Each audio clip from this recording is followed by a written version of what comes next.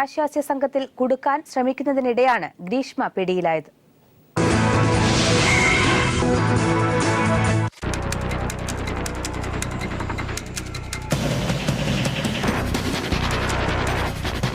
സൂര്യനെല്ലി പ്രശ്നം സംബന്ധിച്ച് കേരളത്തിൽ വൻ ചർച്ച.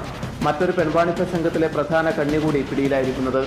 പാവപ്പെട്ട വീട്ടിലെ പെൺകുട്ടികളെ പെൺവാണിഭ സംഘത്തിലെത്തിക്കുന്ന കണ്ണിയാണ് കണ്ണൂരിൽ പിടിയിലായത്. സീരിയൽ നടി ഇത്തരത്തിൽ നിരവധി കണ്ണൂരിലെ സ്വകാര്യ കഴിഞ്ഞ ഒരാഴ്ച ഗ്രീഷ്മ വൻ പ്രലോഭനങ്ങളാണ് നൽകിയത്. ഇവർ വിവരമറിച്ച് കഴിഞ്ഞിട്ട് സ്റ്റേഷനിലെത്തിയത്. ട്രെയിനിൽ വന്നിറങ്ങിയ ഗ്രീഷ്മ പെൺകുട്ടിയുമായി സംസാരിച്ചു. ഈ സമയത്തെല്ലാം പെൺകുട്ടിയെ അനാശാസ്യത്തിന് പേരുന്നു ഗ്രീഷ്മ.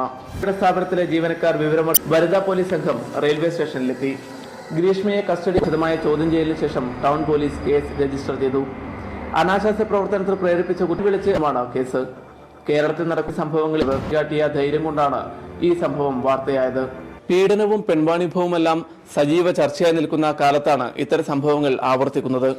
പെൺവാണിഭ സംഘങ്ങൾക്കെതിരെ കർശന നടപടിയെടുക്കാൻ അധികൃതർ തയ്യാറായില്ലെങ്കിൽ പാവപ്പെട്ട പെൺകുട്ടികളുടെ ജീവിതം ഇനിയും ഈ മണ്ണിൽ തകർന്നടിയും. കണ്ണൂരിൽ നിന്നും ക്യാമറമാൻ ബാബുരാജ് മൊറോറക്കൊപ്പം PV കുട്ടൻ.